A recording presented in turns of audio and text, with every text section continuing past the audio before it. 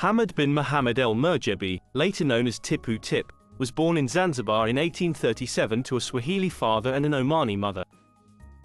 He was a notorious ivory and slave trader, leading many trading expeditions deep into the Congo Basin and thus becoming one of the most well-known slave traders in Africa. Keep watching to learn more about Tippu Tip and his East African empire. Please also don't forget to hit the like and subscribe button. It helps our channel grow and enables us to make more videos like this one. Tippu Tip got his nickname from his habit of nervously blinking his eyelids or, as Tippu Tip preferred, the sound of gunfire. He acted as an independent ruler with control over much of the Upper Congo region. Both his father and grandfather had taken part in the caravan trade on Lake Tanganyika, and Tippu Tip's own earliest journeys were with Nyamwezi caravans traveling round the south end of Lake Tanganyika to Katanga. He was also active in his youth in slave raiding. He played host to several European explorers. In the 1860s, he aided John Speke on his journey to find the Nile's source.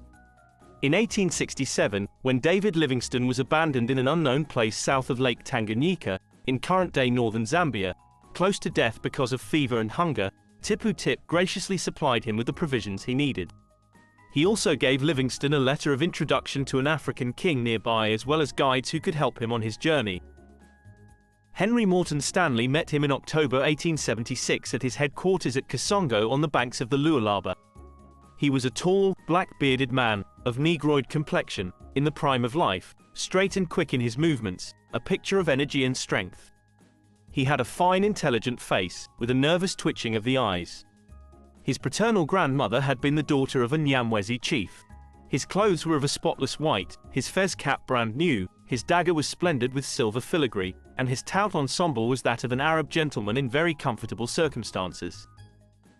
The journey Stanley proposed to take down the Lualaba would be much more dangerous than anything he had faced before. It would lead him into the depths of the rainforest, completely unknown territory, where cannibal tribesmen were reputed to live. Not even Tippu Tip had ventured there, nor did he see any reason why he should. As he told Stanley, "If you Wazungu, white men, are desirous of throwing away your lives, it is no reason we Arabs should. We travel little by little to get ivory and slaves, and are years about it. It is now 9 years since I left Zanzibar. But you white men only look for rivers and lakes and mountains, and you spend your lives for no reason, and to no purpose. Look at that old man who died in Bissa, David Livingstone. What did he seek year after year, until he became so old that he could not travel? He had no money, for he never gave us anything. He bought no ivory or slaves, yet he traveled further than any of us, and for what?" Yet Tippu Tip recognized that the journey would give him an opportunity of extending his empire of ivory and slaves. The rainforest was said to hold large herds of elephant, and nobody who lived there knew what tusks were worth at the time. The thing that impressed him the most, however, was Stanley's impressive array of weaponry, namely, a repeating rifle that could fire off 15 rounds in quick succession. After some haggling, during which Stanley offered to pay 5,000 Maria Theresa dollars, he eventually agreed to accompany him on his expeditionary journey for no longer than 60 days. So, in November 1876, they set off, entering the dreaded Black and Chill Forest, as Stanley described it, bidding farewell to sunshine and brightness. Stanley's party consisted of 146 men, women and children. 48 of them were armed with guns of some sort. Tippu Tip provided an escort of 210 men armed with an assortment of camp followers. Day after day, they persevered, descending through the twilight, hacking their way through riverside jungle, fighting off hostile tribesmen and braving malaria, dysentery and smallpox. After traveling together for 125 miles down the Lualaba, they parted company. Tippu Tip went off to collect another fortune in ivory from virgin territory. At this time the locals did not use ivory as a form of exchange, he recalled.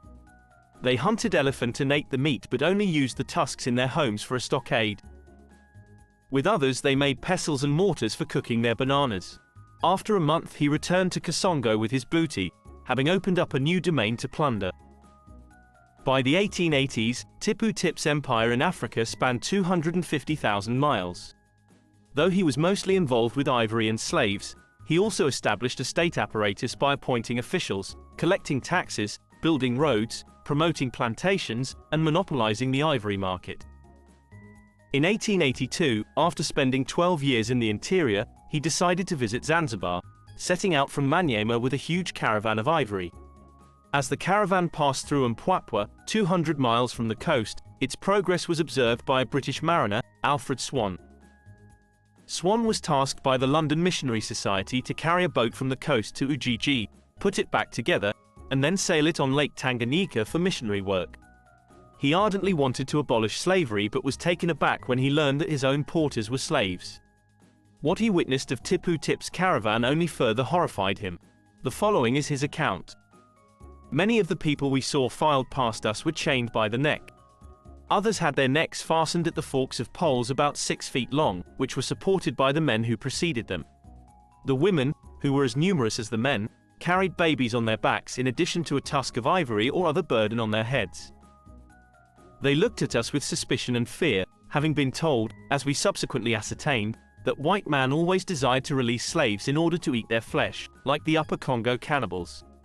It is difficult to adequately describe the filthy state of their bodies, in many instances, not only scarred by the cut of a cheekoat, a raw hide whip, but their feet and shoulders were a mass of sores, made more painful by the swarms of flies which followed the march and lived on the flowing blood. They presented a moving picture of utter misery, and one could not help wondering how any of them had survived the long tramp from the Upper Congo, at least 1,000 miles distant. The headmen in charge were most polite to us, as they passed our camp. Addressing one, I pointed out that many of the slaves were unfit to carry loads.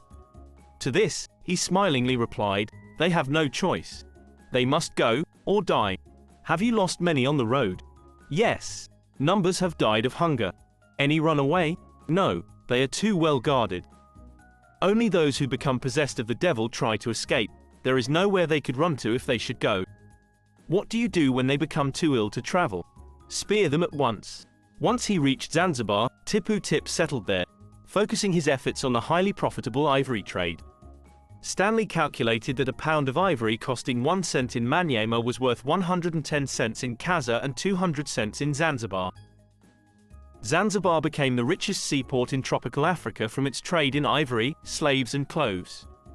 By 1895, Tippu Tip had acquired 7 clove plantations and over 10,000 slaves.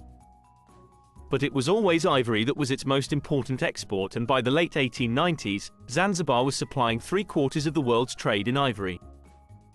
But the toll on Eastern Africa's elephant population was massive. According to estimates based on trading and auction records, some 60,000 elephants were killed each year. Tippu Tip eventually retired in Zanzibar, where he set out to write an account of his life, which is the first example of the literary genre of autobiography in the Swahili language.